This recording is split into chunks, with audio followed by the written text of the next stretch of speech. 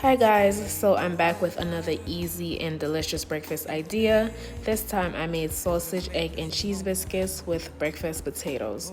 And let me tell y'all, straight 10 out of 10. So this year I'm all about being consistent and being intentional about all the things that I do. And I know it's only the third day of the new year, but so far so good.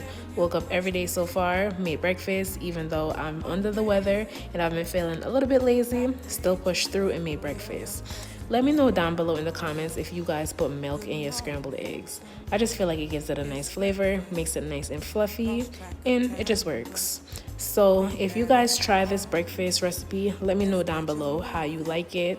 It is something that is for people who are busy, who are on the go, and just need something really quick that is super delicious, super filling. This took me about 20 minutes to complete, so not that bad on time. As always, thank you guys so much for watching, and I'll see you in the next short video.